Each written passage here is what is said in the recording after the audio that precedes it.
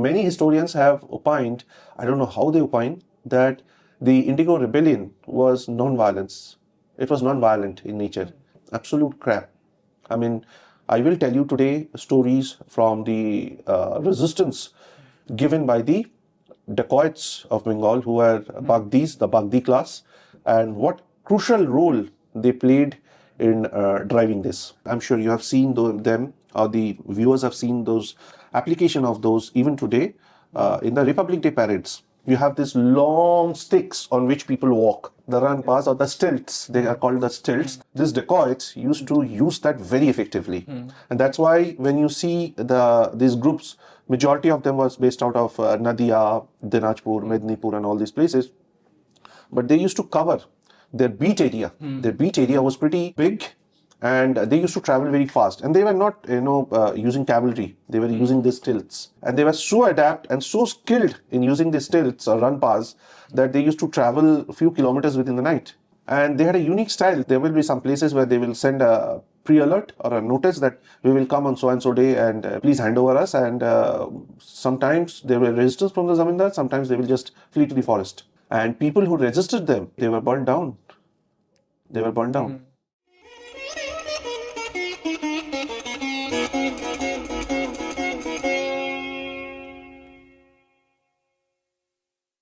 Namaste viewers, welcome you back again to our series of cultural heritage and historicity of Bengal. We have with us Mr. Roy once again, and this is the third episode where we discuss about the Indigo Revolt. We already have introduced Mr. Roy. Namaste sir, welcome back again.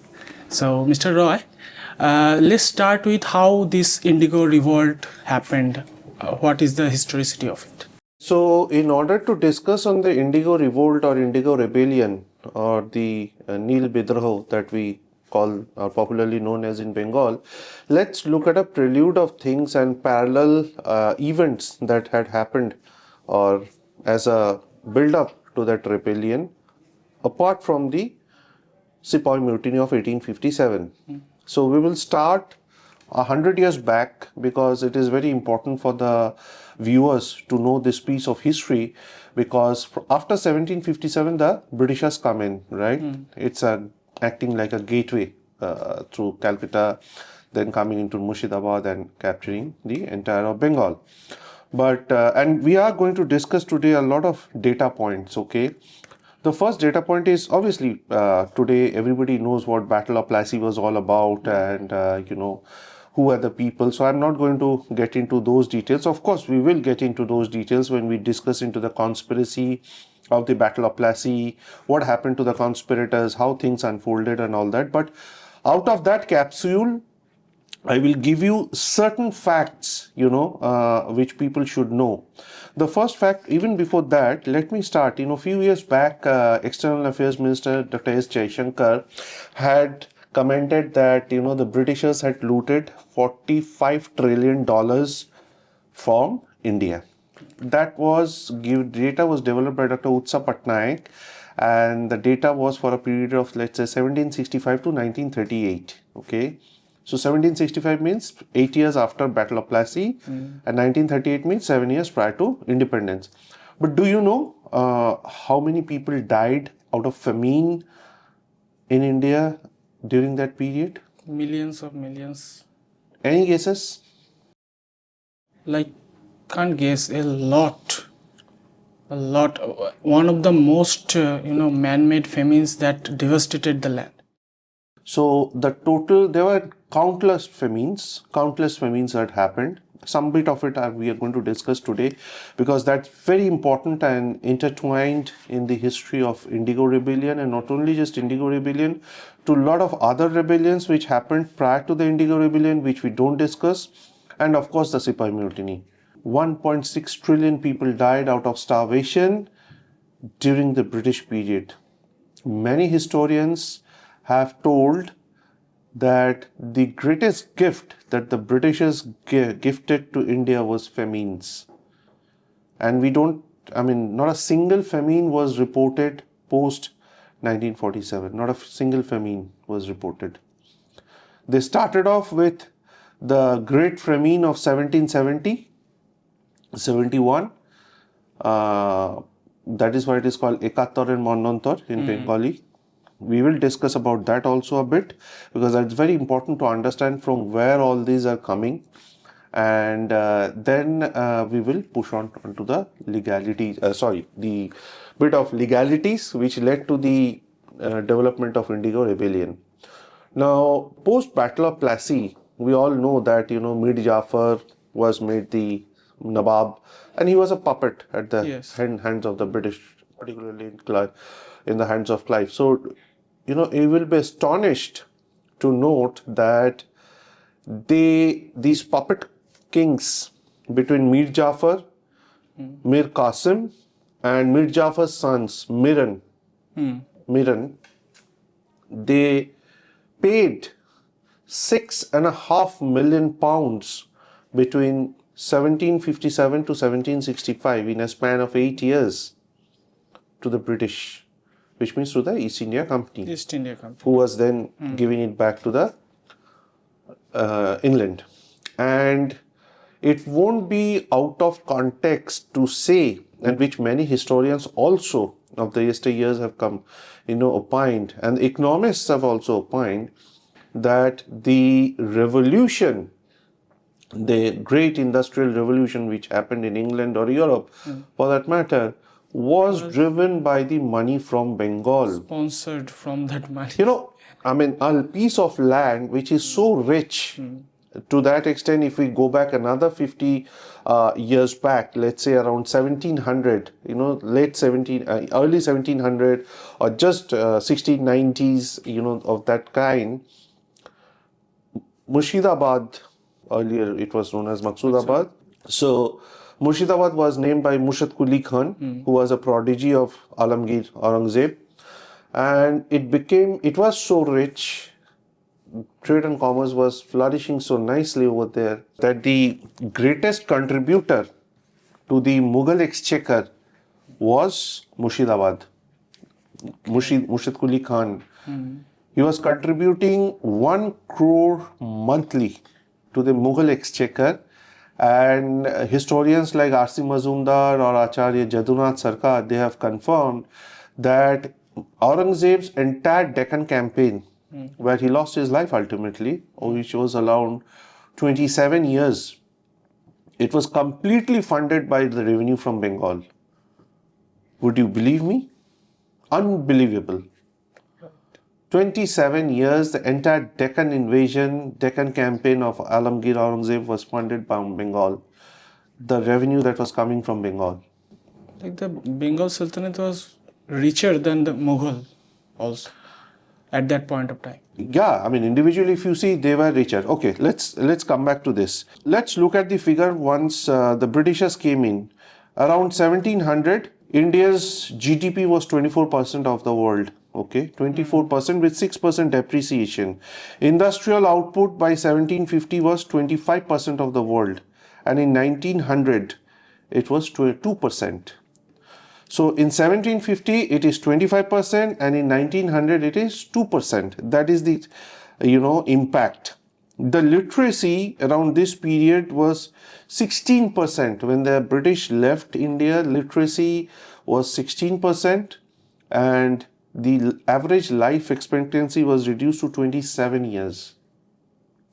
Unimaginable. And this is who is saying it? Shashi Tharoor in his book, Inglorious Empire. In 1947, BPL, below poverty line, was 90%. The profits that Lord Clive used to make yearly from Bengal was 1.5 million pounds yearly. That is what he was remitting to England. Okay. But let me tell you, even after all these things, I will be digressing a little bit. Clive died a horrendous death. His sin never left him. His own people, impeached him, and he died, through a suicide, where he cut off his jugular vein. Jugular vein is here. He just cut it off with his own And hands. is it true, sir, that he also criticized from the elite group back in his country? That is why I said he was impeached in his own land. He was impeached in his own land. Although he was able to defend himself, but people didn't take it kindly, and neither they were convinced. Although the house cleared him, EIC authorities cleared him, and all that happened, but it was never a clean chit, I would say, and that is what pushed him into utter depression, and he died by suicide. Cut off his jugular vein, and his wife went back and saw that he is lying like half of his head is decapitated. That is what happens. It is a similar story for the conspirators. When we discuss Plassey, we will discuss. It is a similar story for the Battle of Plassey conspirators. They all died in glorious death. Meeran, particularly in the hands of Meeran, because Meeran was somebody who was ruthless. He was a horrible beast. He was a horrible beast, Meeran, and Meeran did not spare anybody from the family of Alivardi Khan or Siraj-ud-Daulah. They only spared, between the father and the son, they only spared one lady, who is Luft-un-Nisa, wife of Siraj-ud-Daulah, because she was very beautiful. Both the father-son duo wanted to marry her, but she refused. And the classic statement given by her, I have ridden on elephants, I will not ride an ass. And she led a life of aesthetic, and and she passed away like an ascetic, like a sannyasi sadhika. And she was buried beside her husband. So anyways, so those are this thing. In Bihar, let's say in the Bihar, the Britishers around the same time, the time period I'm saying, around 1769, they were remitting somewhere around 680,000 pounds, 680,000 pounds, and this rose within 3 decades from 200,000 pounds.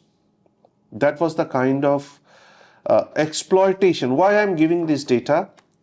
To build up the prelude, to make people understand the enormous exploitation that happened.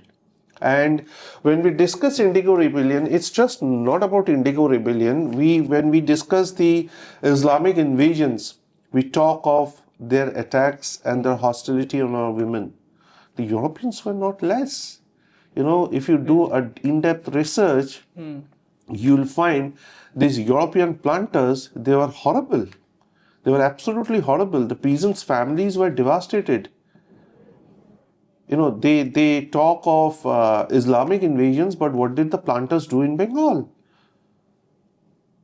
It became such a sore point that social security of the peasants, particularly for their families, their women, their daughters, becomes such a big concern that it was discussed as a big major topic in the House of Commons. That was the kind of exploitation which was happening. It was just economic exploitation, it was social exploitation in every aspect, a complete socio-economic exploitation unleashed by the That's European... what make them, the peasants. European planters. And this was also and mind you, sir, this is also the time period when the Britishers were developing the biggest red light area of that region in Sonagachi.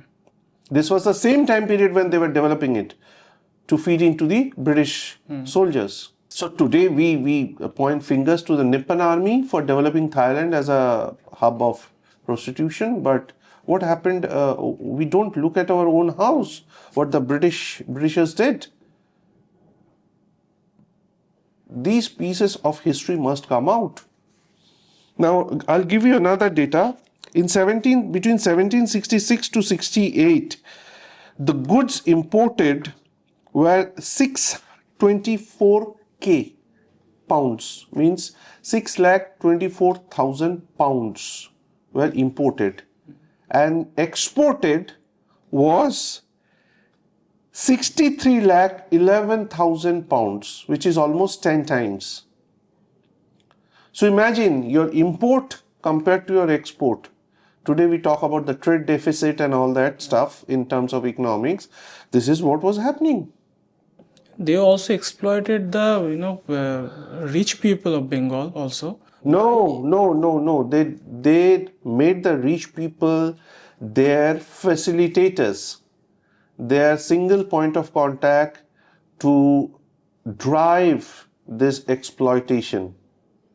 The Zamindars. They thought that, but in a way, We'll come to that as also. right. There is a flip side to it also. We will come to it when unjust we. lawsuits exploited money No, it's not that. It all starts from the Permanent Settlement Act of 1793 by Lord Cornwallis. So we will come to that because if we don't take it stepwise, people will not be, the viewers will not be able to understand. So let me give in. By 1769, there was no gold or silver left in Bengal.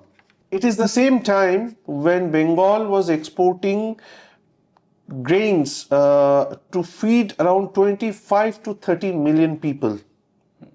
So which means there was a persistent flow outwards of the entire food grain from Bengal, depriving the common people, depriving the residents, natives.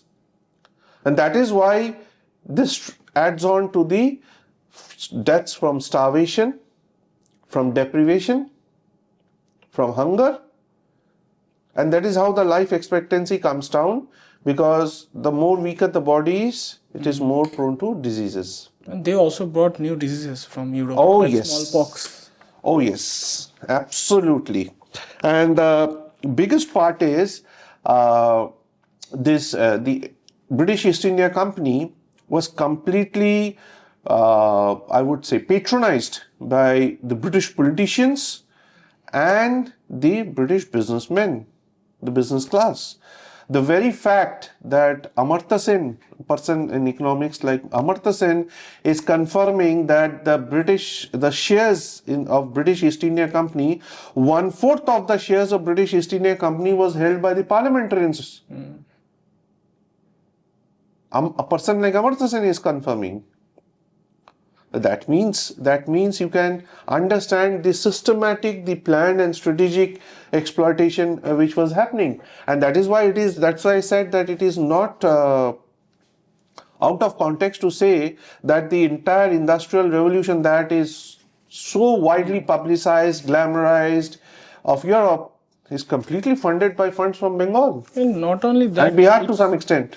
That money also funded for the victory of England with France, the 100 Years' War. And also the colonization of the New World. Yes, absolutely.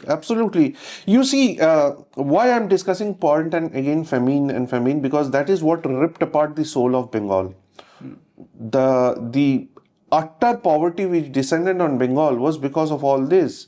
And even today, it is probably not able to come out. Whatever it had recovered, the militant trade unionism of the 1960s, 70s, and 80s took it away. But that comes much later. But let's look at the fact that in 1860, the Indian population was 292 million. And in 1934, it is also 292 million. And there was a death of 796 million which happened during this time frame, which means approximately the data comes out to be 10 million deaths purely out of deprivation, famine, starvation. That's what the impact is. And then let's come to the infamous 1770-1771 famine. So what were the key striking features of that famine? Let me tell you that. And indigo was not native to No, India. indigo comes at least 80-90 years later. In 1777, I think it's introduced by a Frenchman. Indigo was getting cultivated from that time, 1770, 71. It had already started. That's why the famines have started by that time, because they were ripping the land, the fertility of the land apart. They were not allowed to sow any other crops, and whatever crops were sowed, that were being taken away. High land tax. There are lots of other economic factors. But why I'm discussing, all these data points is that so it is easily understood by the viewers that Indigo Rebellion is one part of it, Indigo Cultivation is one part of it, but associated with it are these facts also which are resultants. There were 11 uprisings. There were 11 uprisings that I'm going to share the names, which happened before 1857 mutiny. And let's look at the uprisings, you'll understand. The Dalbhum uprising of 1769 to 1774, the Ranpur rebellion of 1783, the Bishnupore rebellion of 1789, the Chur rebellion of 1799, the Sylhet insurgency of 1799, the Cold rebellion 1831-32, Bhumij rebellion at Manbhum 1832, and the Maimansingh Dhaka rebellion of 1833. These are all apart from the Sipai mutiny and the Indigo Rebellion, which happened in 1859, and these are only concentrated between undivided Bengal, Bihar, Jharkhand, current geographical area. I have not even dug into Kalinga at this point of time. There was the huge Pike Rebellion also, which we don't discuss at all, which maybe we will touch upon separately. Okay. So let's look at the 1770 famine. What were the key data? Now, what we need to remember is, irrespective of whatever number of famines that we are discussing, whatever number of casualties that we are discussing, we have to remember one thing, that even during those famine days, the Britishers were extracting probably 6 or 8 times more tax, food grains export, and there was no subsidy, no, nothing done, as per records. In a 1770 famine, they show, EIC records show 9,000 pounds been given as famine relief. But what is the collection and remittance given back to England? It is a staggering 1.8 million pounds in the same time period. Country, a piece of land which is suffering from the worst famine that it has faced, where 10 million people are wiped out from the face of earth because of hunger, starvation, deprivation. You're still remitting 1.8 million pounds on the and you're also exporting 5,000 metric tons of rice. People talk of Churchill's policy of the 1943 Great Bengal Famine. What happened in 1771 famine is no less, probably more.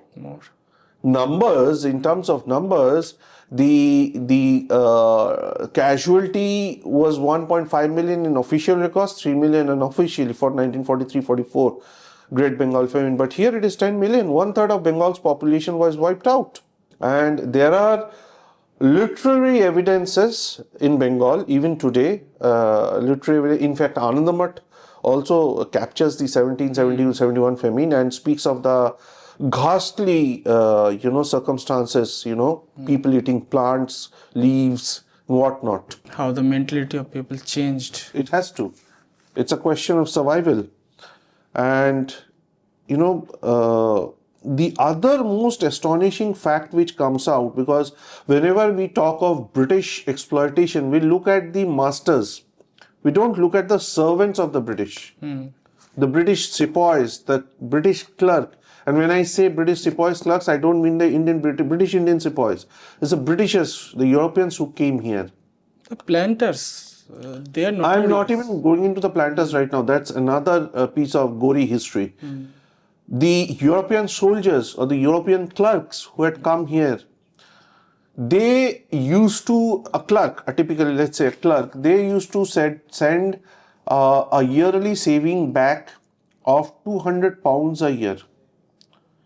During the famine years, between 1770 to 1773, the same British clerks were sending out, you know how much? 40,000 pounds a year.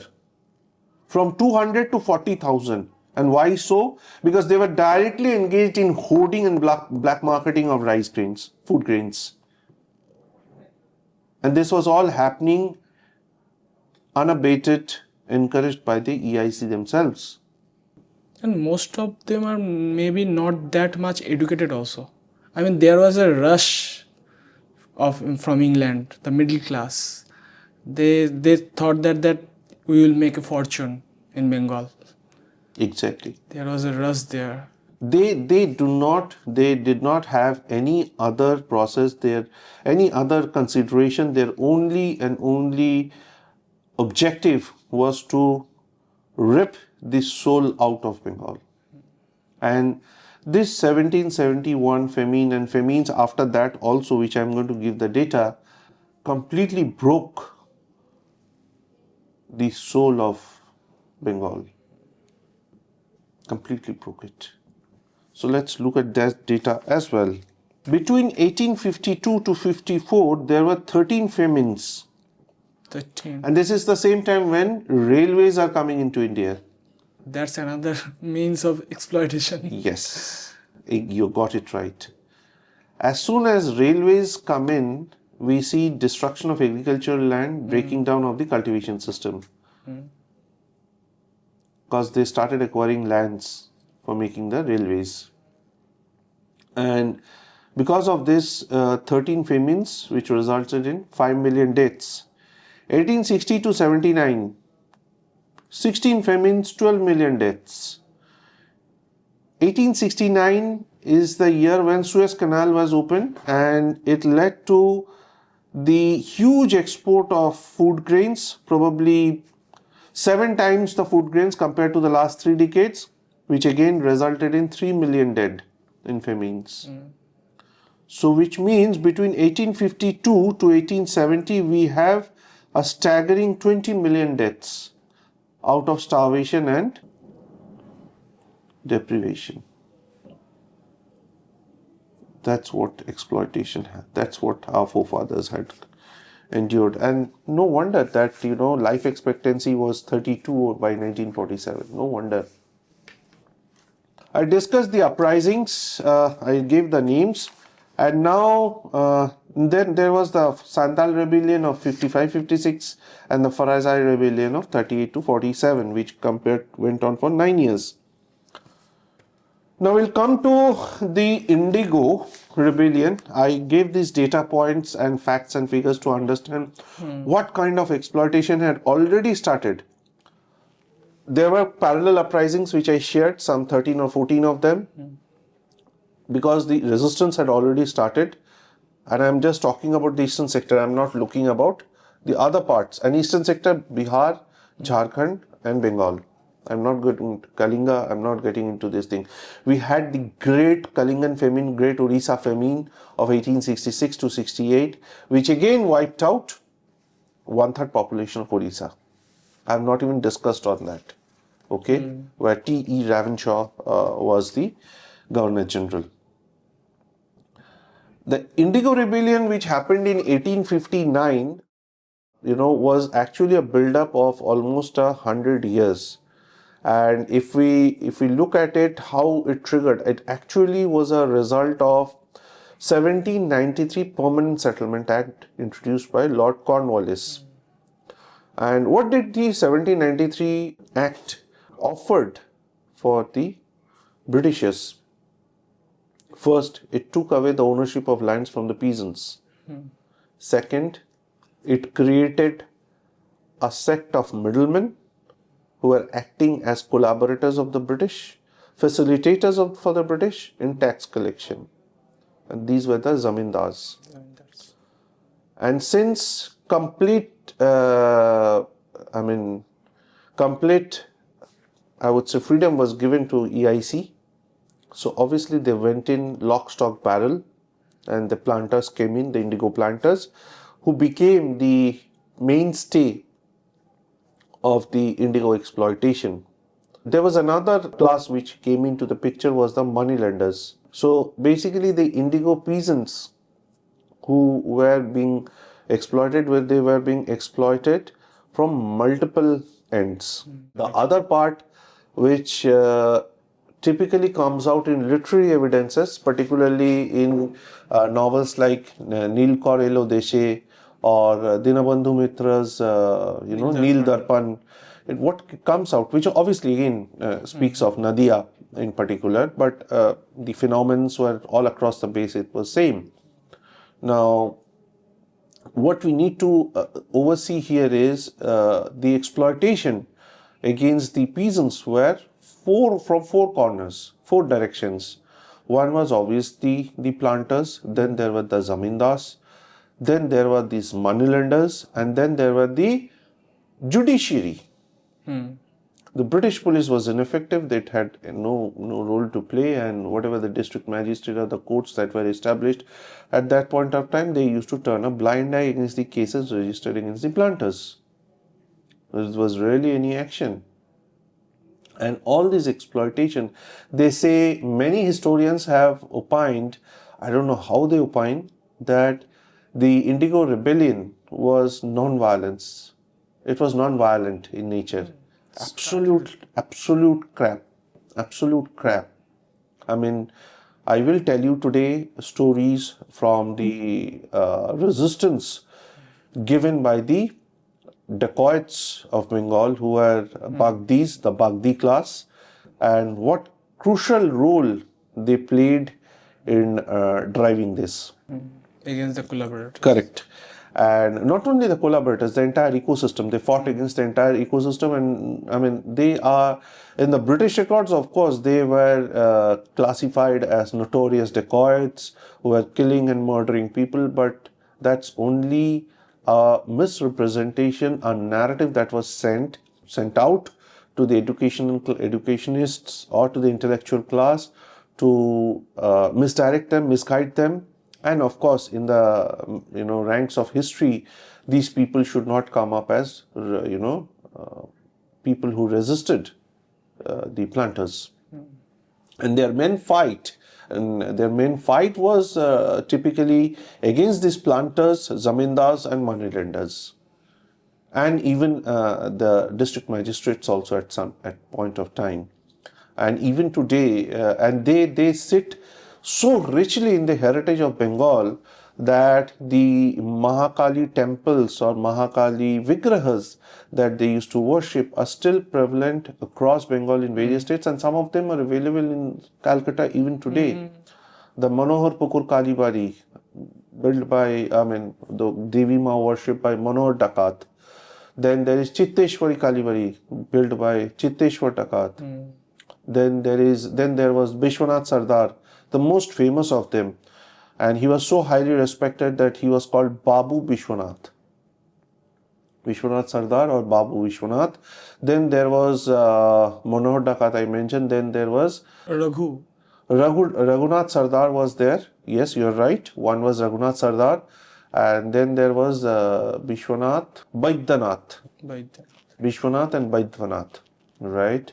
And it is also very nicely captured. The resistances are nicely captured, and the name of the planters, name of the moneylenders, they're all captured. I mean, the people whom they used to terrorize and capture and loot money from, Faddy, Ledyard, all those planters' names are captured. And few things which come out in this resistance are the use of, today I'm sure you have seen them, or the viewers have seen those application of those even today. In the Republic Day parades, you have these long sticks on which people walk, right? Yes. The run pass. The run pass, or the stilts. They are called the stilts, the run pass. These dacoits used to use that very effectively. And that's why when you see these groups, majority of them was based out of Nadia, Dinajpur, Mednipur, and all these places. But they used to cover their beat area. Their beat area was pretty big, and they used to travel very fast. And they were not, using cavalry. They were using these stilts. And they were so adept and so skilled in using these stilts or run paths that they used to travel a few kilometers within the night. And this is the reason when you study their resistance, the nature of the resistance and the fight backs, you will see some group who is based, let's say Bishwanath Sardar or Babu Vishwanath. He was based out of Nadia, but he used to cover Dinajpur, he used to cover Mednapur, he go to Pabna or to Jessore, or even to Bardwan. And they had a unique style. They will there will be some places where they will send a pre-alert or a notice that we will come on so and so day, and we will please hand over us. And sometimes there were resistance from the zamindars, sometimes they will just flee to the forest. And people who resisted them, they were burned down. They were burned down. They were very, very ruthless. They were ruthless. They were ruthless. But all these struggles against the zamindars and the planters have been classified as criminals. They are classified as criminals. It's narrative setting, right? Something very akin to how the Marathas have been demonized. Of course, there were loots, plunders, as I keep saying, because there were Pindaris. And even Dr. Vikram Sampath in the recent times also confirms that similar activities were done in South also by the Pindaris. Because they were Muslims, Afghans, all mixed mercenaries, and they were not on the payroll. So the Decoits are carved by the situation of that time. And yes, there comes the. I mean, why they came to that stage? They were all peasants. If you really look at break it down further, and if you really look at their origin, what they were actually, some were peasants, some were selling betel nut leaves, some were weavers, some were muchis, all that class came together. Because these were the people who are, most oppressed to the limit. That's how they came together. A similar story which we see, oppression and its after effect is what we have seen in Chambal.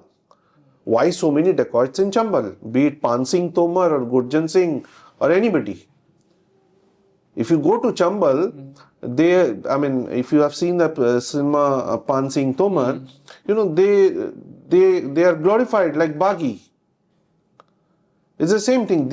All these dacoits were glorified as Robin Hoods. Babu Vishwanath was considered as a Robin Hood-like character, all of them, because whatever they used to loot, they used to give it to the common oppressed class who were starving. They used to feed them. Babu Vishwanath used to hold Durga Puja also and feed thousands of people on all those 3-4 days. That was their nobility. It's the same with, Manohar Dakat, Chiteshwar Dakat, or all of them, Abhaidanath, Sardar. And that is how Babu Vishwanath, when he was caught, he was hung. I mean, the brutality against him was as usual. I mean, as equal to the sepoys who were captured in Sepoy Mutiny. His body was hanging for 7 days. His mother was not allowed to touch his son's body and not allowed to cremate. So, sir, you already explained, it was a unanimous decision from the peasants to fight against the exploiters. Yes, and, absolutely. Dacoits played a great role to lead them. Correct. To fight for them. Correct. And there are also some leaders, right? There were leaders, but there is no mass leader who came out. But scattered and unorganized, and the leaders, when you talk of leaders, it is mostly this dacoits name which come out. Mostly this dacoits name, because they were an organized gang. Let's say Babu Vishwanath, he had a gang of 15-20 people, 150 to 200 people, and they used to mobilize the oppressed class with them. People were joining all of them, some of them or the other. And the system at that point of time was giving rise to one after another. Babu Vishwanath was gone, Manohar Dakat was there, then Baidwanath Sardar was there, Chiteshwar Dakat, one after another is coming. It's because the oppression is not stopping, and that is what is creating this magnificent flow. So anyways, that's one part of it, the resistance part of it. And why the Permanent Settlement Act, as I said, that it created the people, facilitators and collaborators, it can be very well understood from the fact that in 1772 there were typically around 100 to 150 zamindars in Bengal. Only about Bengal I'm talking, okay? In another 100 years, 1872, the number of zamindars rose to 100,000 plus across Bengal and Bihar, Jharkhand area. 100 5,000 plus zamindars. 4-5 villages, one zamindar. 6-7 villages, one zamindar. And these zamindars used to be equally oppressive of those days. They were given absolute freedom by the British government or the EIC. They were allowed to keep a force with them, which were known as lathials, right? Skilled men who can fight with lathis or pikes. And very similarity between Orissa and Bengal, the lathials and pikes. And then some of them had elephants and cavalry also. And they used to go to the villages with sitting on, the zamindars would be seated on the elephants, and there will be cavalry, and then there will be forge, lathial forge, and they will go and burn the villages after villages. There are accounts available today where in one single day, a planter aided by a zamindar would have burned down as many as 7 villages. 7 villages. And all these villages used to run away to the forests. Their crops would be destroyed. If somebody is not agreeing and he's going for an alternate cropping, let's say rice or any vegetable thing, his crops will be burned down. His entire land will be burned down. And obviously they did not have ownership of the land, but the fasal that was burned down. And what the Permanent Establishment Act did was to shift the complete owner's management and operation of the crops to the peasants. And the planters, zamindars had nothing to invest. And that is why the moneylenders were jumping up and down. The sheer amount of interest. Because the peasants had to borrow from the moneylenders to buy the seeds.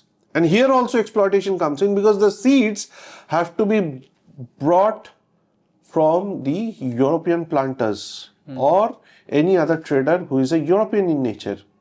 And it is just not to the peasants. The Europeans wiped out, or the Britishers wiped out all other trade. You have to purchase from them. They made sure that all the native traders will down their shutters and go to the other provinces of India. So your all other business forms or businesses were completely shut down, and everything, the entire onus fell on the peasants or the agriculture for that matter. Many of them became indebted for life. Absolutely. That was what? जो ऋण होता था, पिता का ऋण पुत्र के ऊपर आता था. It was a vicious cycle. And things, since most of them are illiterate and they used to be fooled like anything. I mean, we have enough literary evidences, we have enough cinematic representations also of those days, that everything is girvi. Everything is girvi. And even their women were taken away. So that's how things are. That's how things are, things were for that matter. And when we talk of Indigo Rebellion, it was a laborious process, manual, very manual, okay? And if you look at the data, why the Britishers jumped into Bengal to extract, because indigo plantation was there, but it was very little.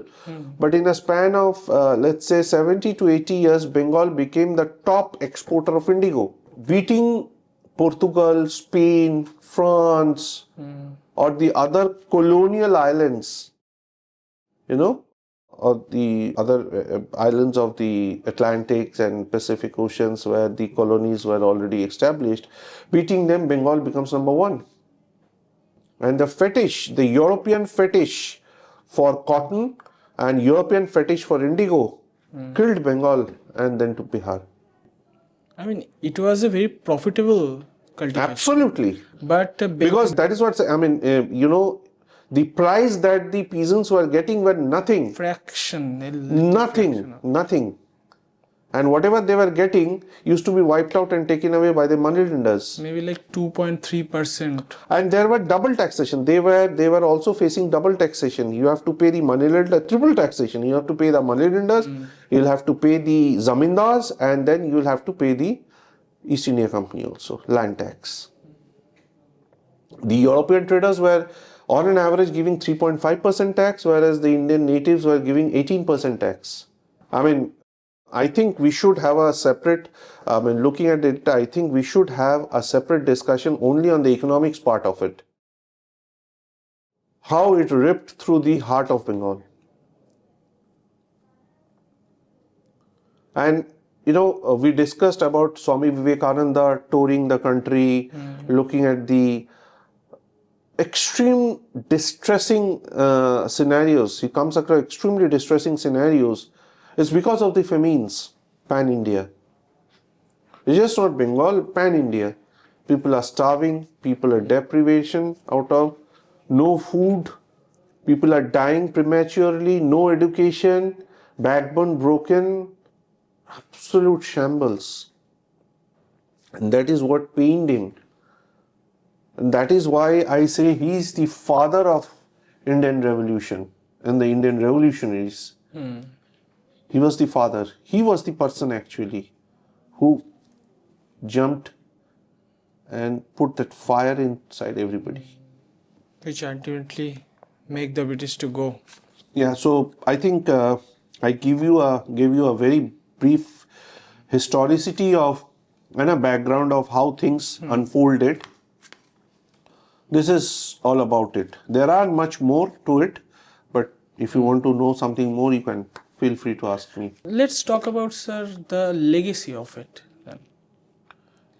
Like in 1860, the British came out with, the eyewash regulations on indigo farming, but it still have a legacy, like a new form of not entertainment. It's like education in Kolkata itself began in form of theaters, like Nil Darpan.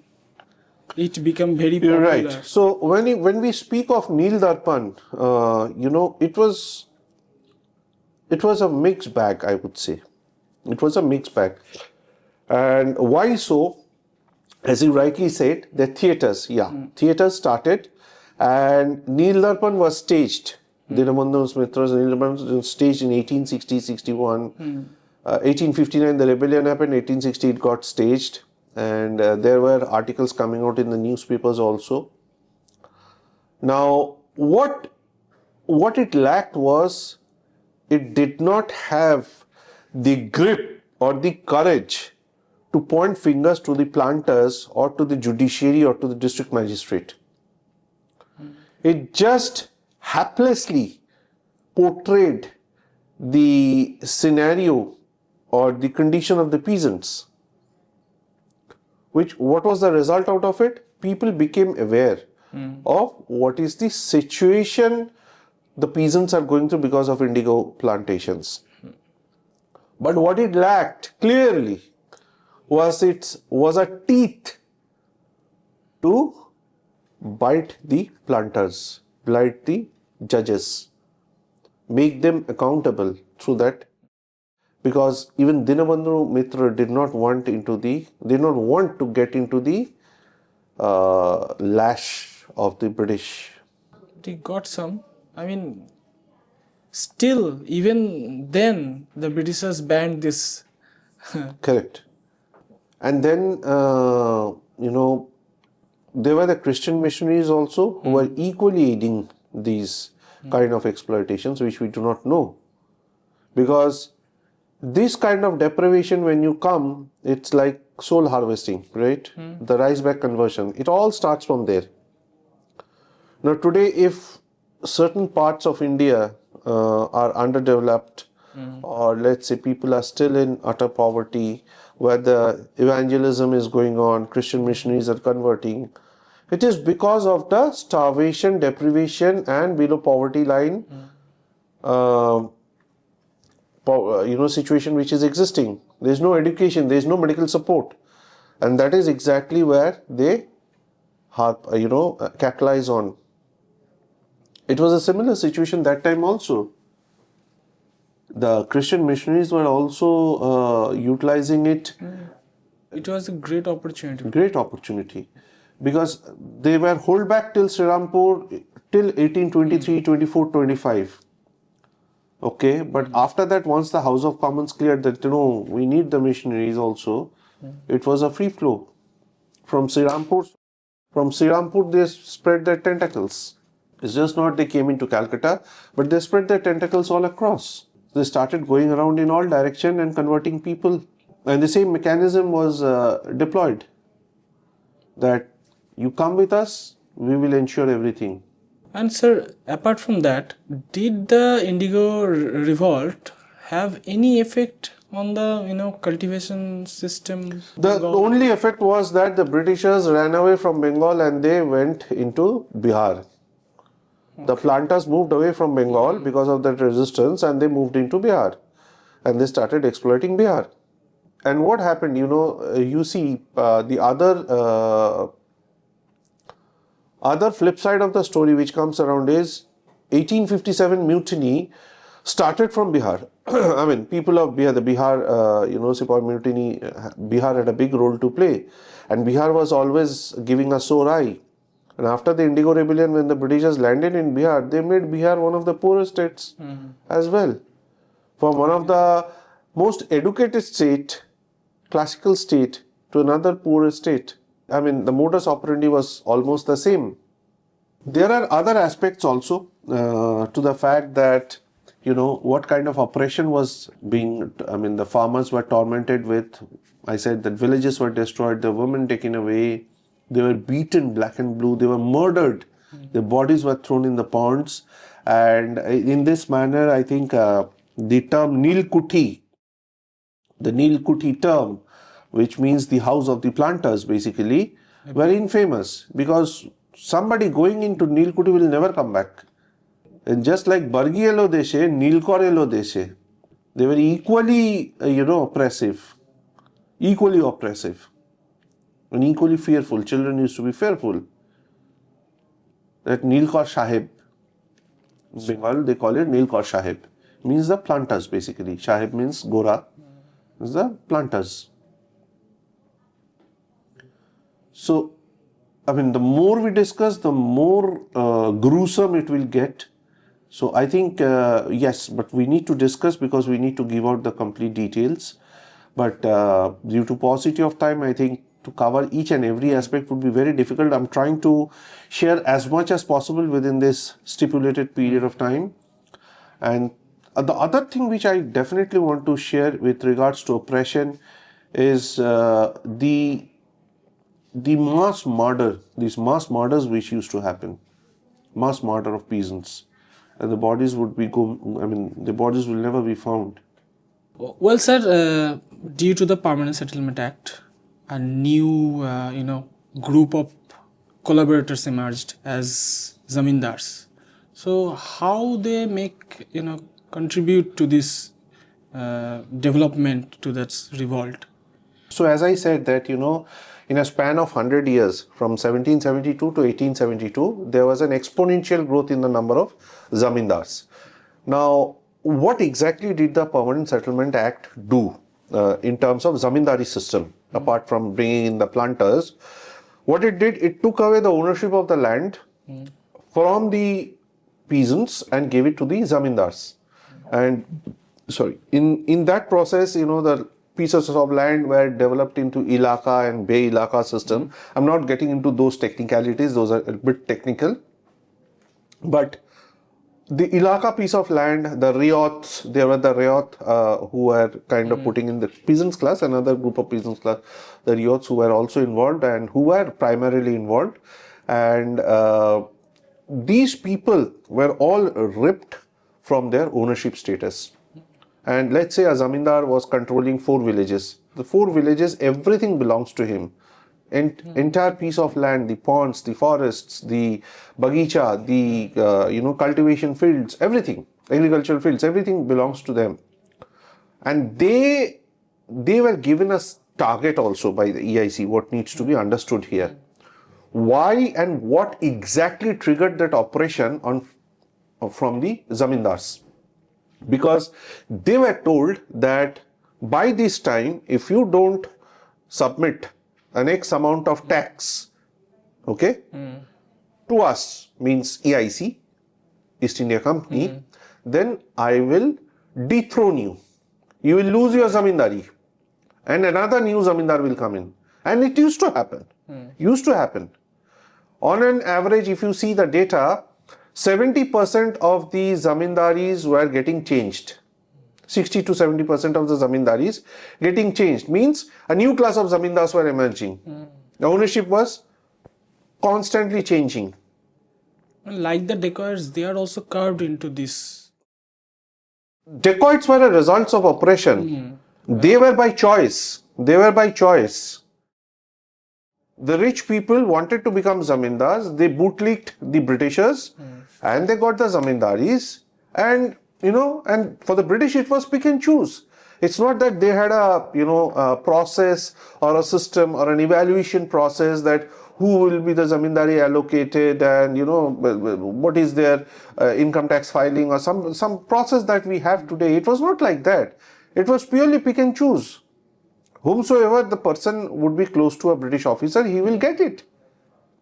You just have to bribe that officer. We tell that corruption in India is riddled in the Britishers, but I would say it's riddled in the Mughal, which is just a legacy which is picked up by the Britishers. Okay. Yeah. The Britishers nurtured it. The Britishers nurtured corruption. They are easy to, very ready to pick all the evils. Correct. So the kind of evil, as you rightly said, they brought in new kind of diseases. It is Smallpox. not only smallpox, various kind of STDs. Various kind of STDs they brought in with them. It was the time when, a disease called syphilis was ravaging Europe. Right. These people brought in over here. So it's a fact. The introduction of brothels in Kolkata, they are also... The biggest brothel, that's why it's mentioned, biggest brothels. Sexual diseases. Yes. STDs, they brought in various kind of STDs with them. So, okay, now coming back to the zamindaris. So, zamindars had a target of themselves, okay? And if you don't meet the target, they will lose it. So, it's like meeting a sales target. If you don't meet your sales plan, you lose your job. As simple as that. And this is what drove the zamindars to ensure that they are meeting their targets by hook or by crook. Whether the crops fail, there is a drought, there is absolute bankruptcy on the peasants front. The agricultural land has some problem. Irrigation systems are not there, but they will ensure that that kind of tax is collected and submitted to the British Exchequer. So you can understand why they are being so brutal and going with all impunity on the peasants. But there is a flip side as well. Why? Because this clause that if you don't pay the tax, you will lose your zamindari, is also one of the, I would say, softer pieces, which also led to a certain sect, certain class of zamindars or a group of zamindars at a later period when the rebellion was on to side with the peasants. Not directly, but indirectly. Because they did not want to lose their zamindaris, because they also invested to some extent. And losing a zamindari is like giving up your status. They were monarchs in short form. They were a short version of monarch. You give up your status symbol, status quo, you give up your royal ascendancy, you give up all that kind of kingly affair if you don't have the zamindari with you. And they didn't want to lose it. Once they have tested blood, never want to lose it. And that is why some of them, or a group of them, did side with the peasants as well. If you look at the Lathials, let me give you a completely different flavor. The Lathials were the forces of the zamindars also. These people were trained. And these people, in turn, were also training the juniors as well. Who were these juniors? These juniors also came from the oppressed class. And these juniors, at a certain point of time being oppressed, used that skill of theirs to extort money, form a gang and extort money. And Actually, the Decoits may be also the renegades, Lathials, right?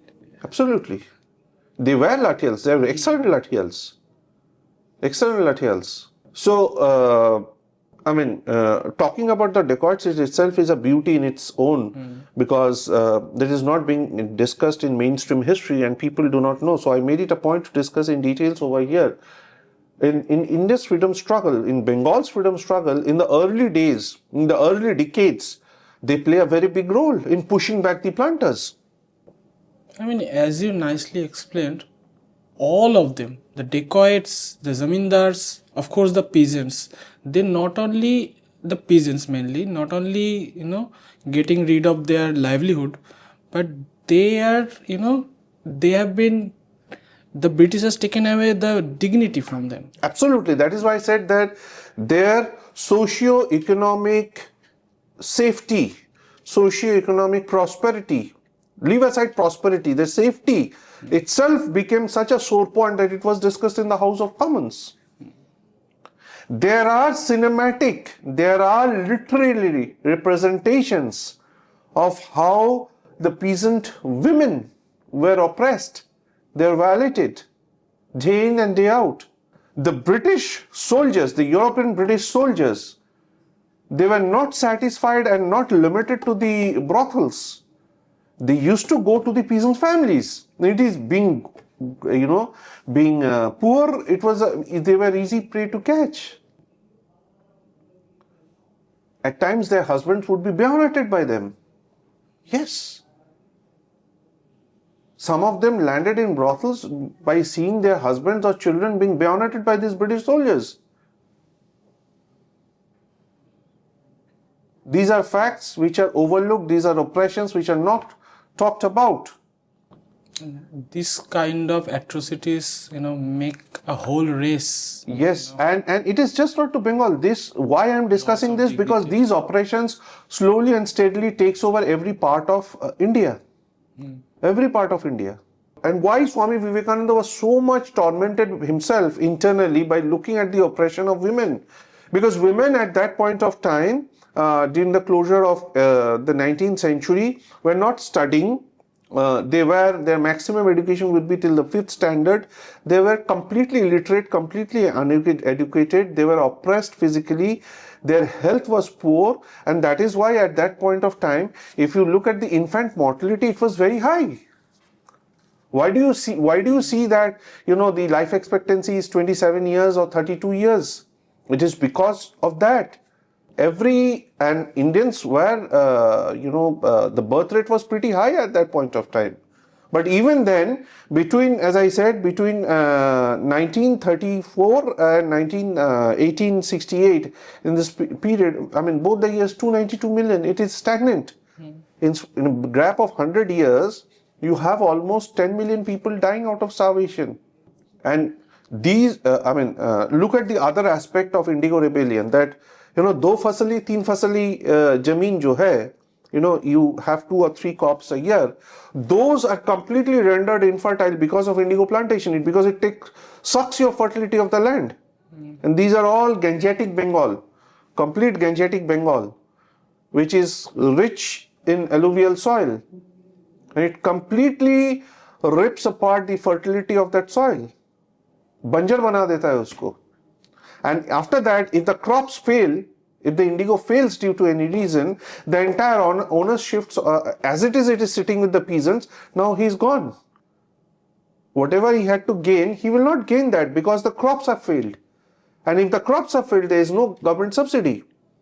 The Zamindars don't support them, the planters don't support them, they just need the tax. They just need indigo from them. And when I say laborious, there is another form of oppression over there. If somebody is not agreeing, his house will be burned down, or he will be brought to the Nil Kuthi and will be tortured like anything, tortured like hell, tortured like hell. And these planters will bring in that all kind of, machines which were prevalent in Europe at that point of time for torturing. All those techniques and tools would be applied on these poor peasants which are frail in health. And then in the fields, if they feel tired, if they're not able to perform, and if they're not able to cultivate, they will be lashed. You have this leather lashes. कोड़ा जिसको बोलते थे, मुगल उसको कोड़ा बोलते थे. कोड़े बरसाए जाते थे उन पे. But still they managed to organize a revolt. That's very commendable. That is very commendable because they had to, because enough was enough. Enough was enough. Enough was enough. But that They killed a couple of planters, European planters. They did kill. When somebody says, any historian who says it is non-violent, sorry, I'm not agreeing. It is not at all non-violent in any ways. Non-violence came in much later. Right. And when non-violence came in, Swami Vivekananda came in and just flipped the story. Just flipped the story.